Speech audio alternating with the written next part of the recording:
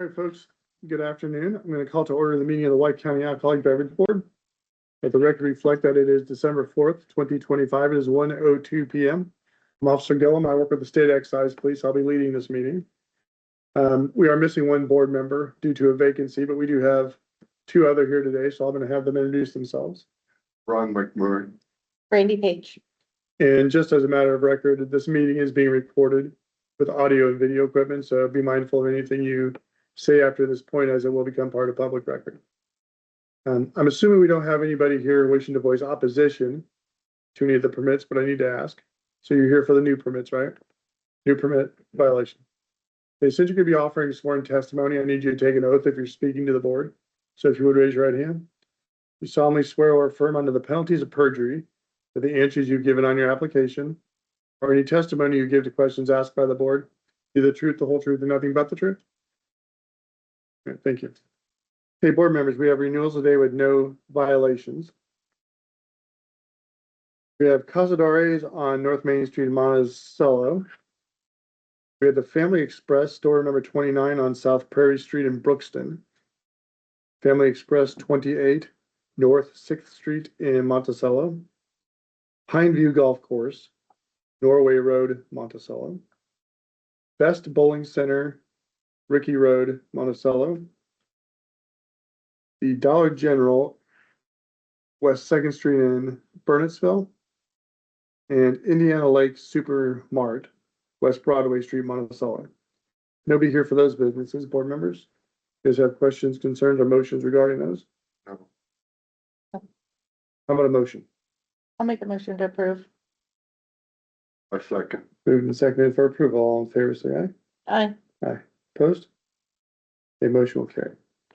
Okay, let's start with the transfer of the beer, wine, liquor license for Harold Steakhouse, East 4th Street in Monon, permit number RR 91433043. So you can come on up, you can just stand in front of the table, or you can use a podium if you'd like. And if you want to just introduce yourself. I'm Josh Grayboom, owner. All right, are you guys familiar with this business? What's new, but yes. Okay. No. It's just new ownership. New ownership used to be Monon Pub and Grill. Now it's gonna be Harold Steakhouse. Oh, Yeah. okay. So you want to just kind of tell us about some of the changes you've made, what type of Um, operation you're running? Taking it away from a pub and more into a finer dining establishment. So what kind of hours of operation are we looking at? Kitchen will be from 10 to, or 11 in the morning till 10 at night. How late are you planning on staying open? I'm gonna say probably that 10, no later than 11 at night. None of that late at night crowd. Just understand that, I mean, you're fine to close your kitchen, but you still have to meet the minimum food requirements. So hot soup, hot sandwiches, coffee, milk, and soft drinks Okay. for 25 people. Okay. So I'm assuming if you're running a full-blown restaurant, you don't have to have it ready, but you can produce it. Right, yes. So that shouldn't be an issue. Just if someone comes in at 10:15 and asks for food, you would need to be able to prepare that. Okay, Probably the only person coming in asking for food would be an excise officer, but okay. one never knows. But it is something they've asked, it is required by law, Right. and something that they've asked us to certainly work in during our enforcement efforts, so. So you've been running this place for how long now? We bought it at the end of August. And we closed to remodel When did you close? the day we signed the papers. Okay, so you haven't reopened yet, No, we have not opened yet. all right. When's the grand opening? We're working on it. We're working with Di from the health department, getting things where we need to be, Very close? pretty close. Okay, got people hired and, Yeah, we got full staff hired, ready, we're training them. Okay. And everything. so they're gonna have separation, so this would be stanchions around all their bar seats. And that would be the restricted 21 and over area. The rest of the business would be available for family dining.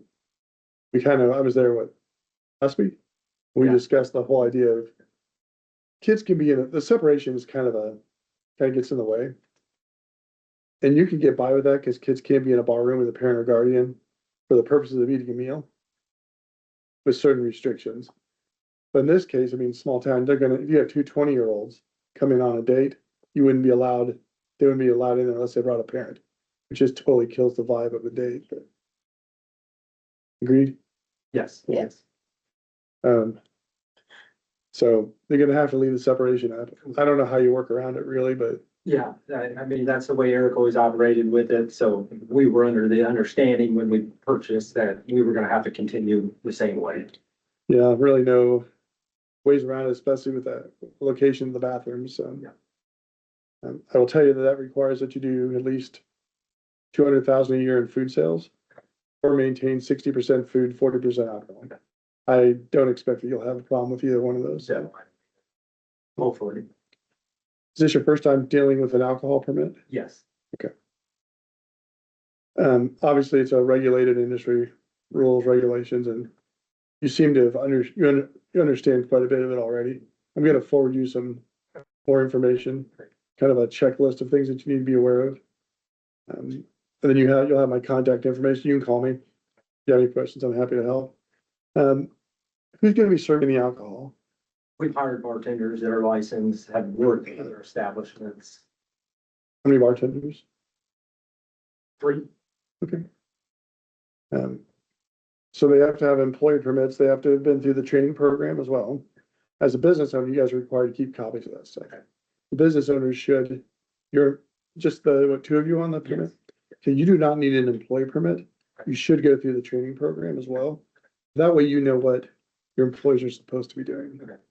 If you leave it to them, right, you can get yourself in trouble sometimes, so. Yeah, I don't really have any issues. It's a nice place, clean it up nicely, so. thank You you. guys have any questions? I don't. No. And I'll send you that information. Do I need to sign this affidavit Probably. compliance? They come with a letter from the ATC that said I needed to fill it out when we were here today. Really? Yeah.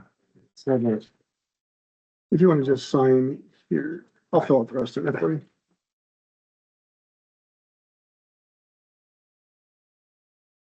You really are. thank you guys. And I'm gonna show the inspection as being approved, so. Okay, great, thank you. Did you guys vote to approve it? I would make the motion to approve. I make the motion to approve. I'll make one. I'll second. Okay, moved and seconded for approval. All in favor, say aye. Aye. Okay, it's been approved. Okay, thank you. So it'll be, I think we talked about the timeline. So it won't be heard by the state until the 16th. So it won't be active online until probably 2 to 3 days later. And you do have an active permit there now, so the one thing I would just tell you is, again, that permit's eventually gonna be made dead and this one's gonna replace it, so you'll have to let the vendors know. Shouldn't be too bad. Thank you. Have a good day. You guys are good to go? Okay, next we have renewal of violation for Janet's In-Town Lounge. Permit number RR 91333940. So if you want to state your name, please. John Foster.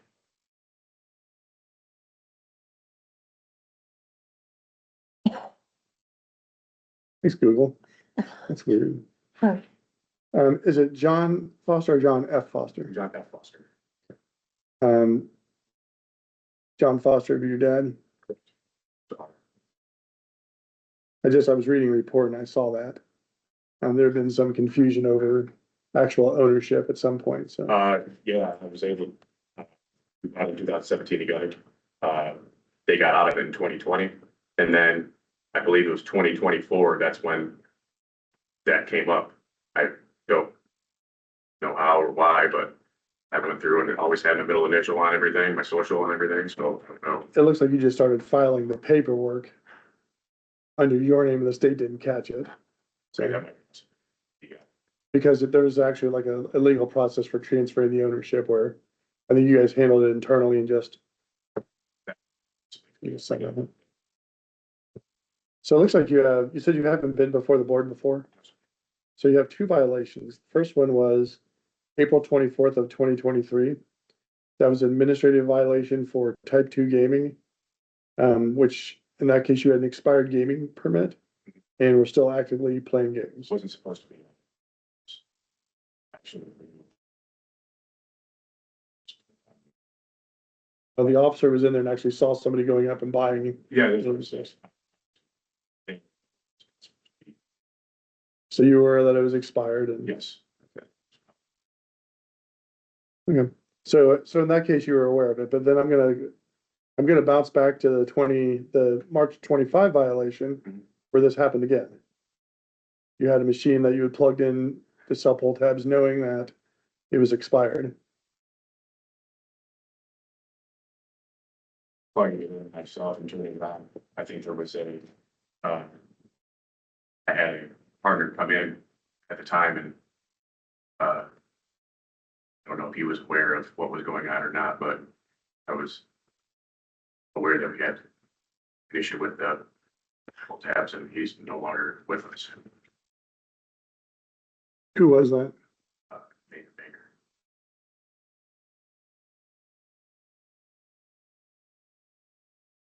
No longer with us, not like passed away, no longer with Janice anymore. So in the report, it reads, the officer said that I've also reviewed the business's gaming endorsement, which expired in February of 2024. This report was written in March of 25. The pull tab machines were on and accessible to patrons. Baker admitted that he had recently plugged the pull tab machines back in and had been offering them for sale. So well over a year expired and he's decided. So you said he was a partner. Explain that.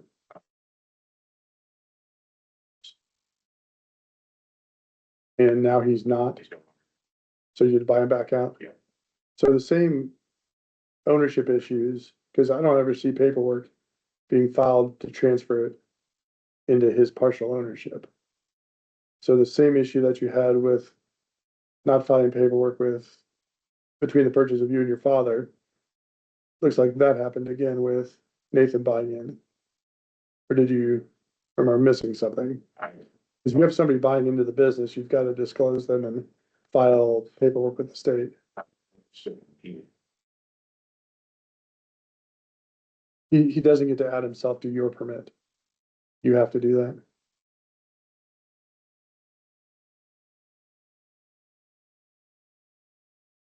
Any other partners coming up or? no,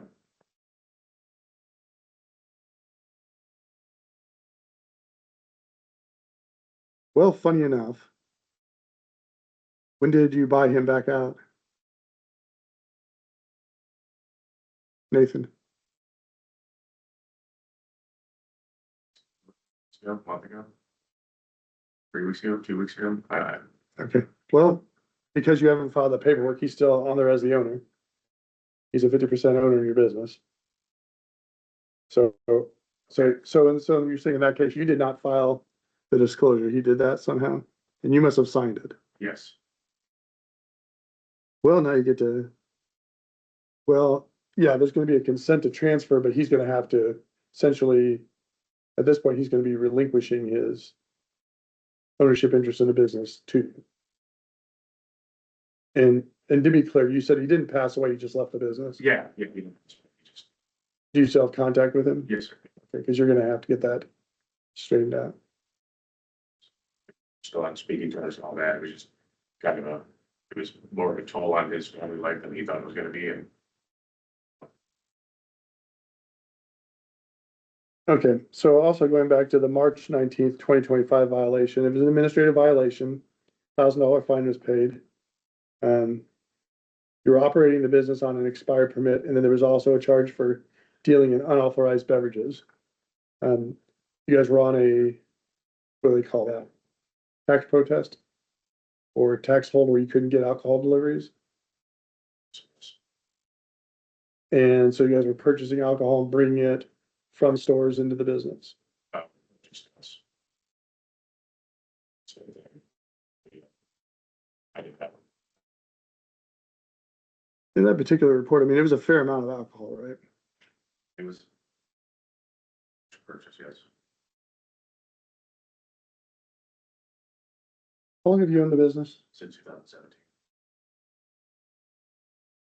So did you know that that was unlawful? I was aware of this. Okay. There's no point. I knew it was unlawful.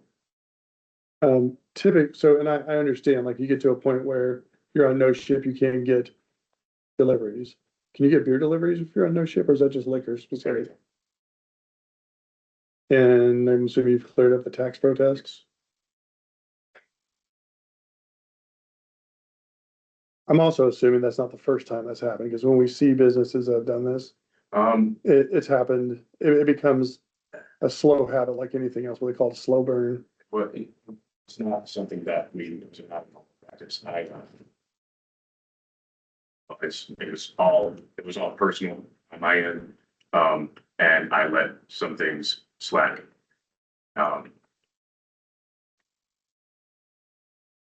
Okay. Yeah. So, I mean, you understand, I'm not gonna try and beat you up, but you understand it's a regulated industry, there are rules and expectations. Until the breakup, that's what it's called. And I just, The breakup, the separation between you and, and so I kind of just building all of it in personal, my professional and I mean, truthfully, if you wanna keep the permit, you gotta do better. So one of the things I do before these hearings, especially when I see like 2 violations like this, and then the issue with some of the ownership stuff, I call the local officers. I said, because we only have 2 violations, but we probably only get into the business to do checks once a year, once every 2 years. So we don't really know everything that's going on with the business. Like, in theory, you may get popped one time for doing this, but it may have happened repeatedly. Same thing like sale of alcohol to kids. You get checked once a year, maybe you get caught. Does it happen more often? Probably. So I always call them and I call the local law enforcement to see what kind of other problems we have. Local law enforcement didn't really have much. The local officer, I said, it looks like we kind of have an issue with, I think I used the word non-compliance or indifference. Like, you just, not to say you're not taking it seriously, but you're just not really keeping a hard line on the stuff. Does that make sense? I understand what you're saying. So, I mean, how would you address that? Because I don't want to deny your permit and take away your livelihood, but at some point, I mean, it happens. Well, I'm back and reinvested in the bar. I'm not, Is this your only job? Yeah. Full-time gigs? I don't live here. delegating, and I'm, as my dad used to say, I need to inspect, not expect, and that's what I'm back to. I trust no one. Yeah, that's what I'm back to doing. So, So this is a 21 and over establishment? yes, Okay, so no kids, period. yes, Do you guys allow smoking? yes. Smoking and type 2 gaming. What are the hours of operation? Typical late night bar stuff? 1 PM, then we close, anywhere. We don't really have set closing time. Obviously, we have the latest we can close, but 12:30 to 2:30 What's the rough occupancy of the bar? on normal, Yeah, how many people do you have in there? It's, during the day, we'll have, depending on the weather, we can have 5 or 15, and then at night we'll get up to 40. okay. It's been a long time since I've been there. I kind of remember being like a shotgun style building. Is there a patio out back? Yes, but don't allow anything out there. Okay. I appreciate your honesty with it. I mean, I know it's a tough spot to be in, but, questions you guys have? I don't. I don't have one. I appreciate it. So I mean, so we have options. We can renew it for a 2-year standard period as if we haven't had any issues. I don't want to do that one. You have the option of a 1-year approval as an informal probation. Where you would, instead of being scheduled, come back in 2 years, it'd be 1 year. And then if we don't have any issues at that point, we can go back to 2-year cycle. Or there is an option for denial. If you guys want to consider that, I'll let you know what the options are, but I don't think we're there yet. I think with how we've done most violations this year, we've done the 1 year with the informal probation stuff. You want to make a motion? I would make a motion to do the 1 year. Okay. Renewal. I'll second. Okay, it's been moved and seconded for 1 year approval. All in favor, say aye. Aye. Aye, opposed? So it's an informal probation by the board. It's something that we use, it's documented with the state. So if you come back next year and we've had the same problems again, it's all recorded and stored online forever. And I mean, it's just because you have a violation doesn't mean we're gonna take your permit, but it definitely becomes more and more likely. And Understand. So, all right. Do you have any questions for us? One just basic. When did the 2-year permit happen?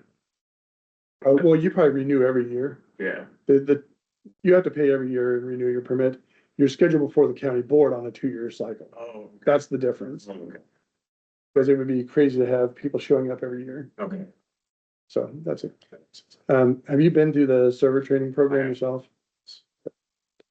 If you want to come up here and give me a cell phone number. Sure.